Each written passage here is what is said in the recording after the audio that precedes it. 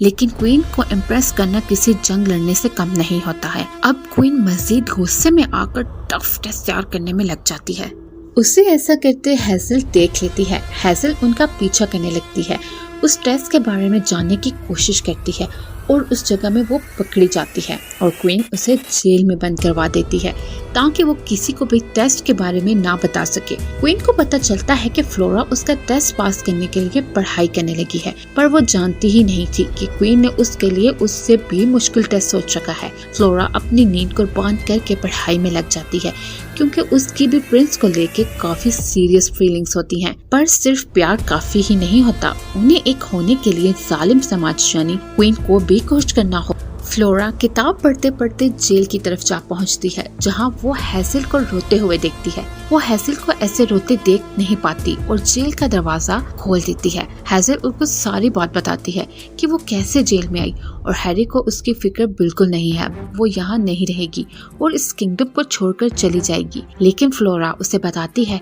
कि हैरी भी तुमसे बहुत प्यार करता है, जितना रास्ता वो दोनों साथ थे वो बस तुम्हारी ही बातें करता रहा था। ये सुनकर हेज़ल में फिर से कुछ उम्मीद पैदा होती है क्योंकि हैरी उसके लिए कभी न कभी तो कोई स्टेप लेगा ही।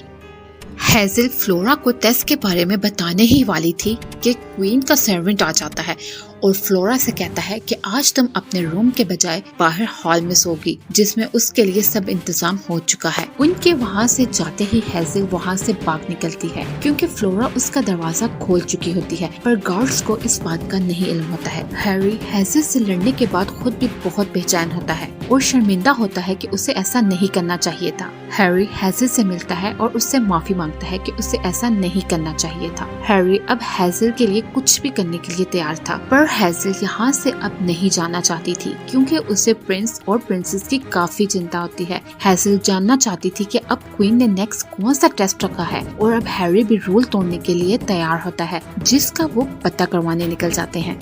और दूसरी तरफ क्वीन के टेस्ट में बहुत सारी सख्त चीजें फ्लोरा के बेड में रखी होती हैं ताकि फ्लोरा सारी रात सो ना पाए। किंग क्वीन को अपने सर्वेंट से बातें करता सुन लेता है और फिर हैरी और हेज़ल को किंग का सर्वेंट मिलता है जो कि उनसे कहता है कि फ्लोरा को टेस्ट पास करवाने में तुम्हारी मदद करेगा और फिर सब एक टीम की तरह काम करने लगते हैं। वहाँ पर क्वीन अपना टेस्ट शुरू होने से पहले ही जीत का जश्न मनाना शुरू कर देती है क्योंकि उसे यकीन होता है कि वो अपनी चाल में कामयाब हो जाएगी और उसने टेस्ट भी सुबह रखा होता है। लेकिन तब ही फ्लोरा बिल्कुल फ्रेश हाल में पहुंचती है, जिसे देखकर सब खुश हो जाते हैं कि उसने उसका टेस्ट पास कर लिया है, जबकि क्वीन की हैरानगी का कोई आलम नहीं होता कि ये यहाँ कैसे आ गई है। वो तो सोच रही थी कि सारी रात ना सोने की वजह से फ्लोरा हाल में आ ही नहीं पाएगी और टेस्ट हार जाएगी। अब वो किसी भी हाल में उसे प्रिंस की वाइफ बनने से रोक नहीं सकती थी, इसलिए वो बहाने बनाकर प्रिंस को शादी करने से रोकती है।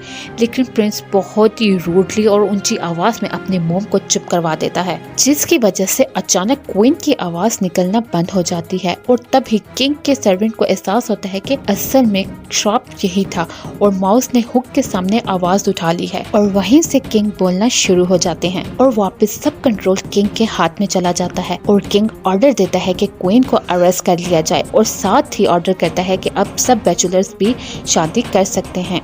हम जब पास्ट में देखते हैं कि आखिर कैसे फ्लोरा वहाँ आराम से सो गई, तो किंग का सर्वेंट वहाँ जाकर मैट्रेस के नीचे से सब हार्ड चीजें निकाल कर ले जाता है ताकि फ्लोरा आराम से सो सके और क्वीन हार जाए। अगर आपने हमारे चैनल को अब तक सब्सक्राइब नहीं किया तो कर लें ताकि हर नई आने वाली वीडियो की नोटिफिकेशन आप तक पहुँच सके।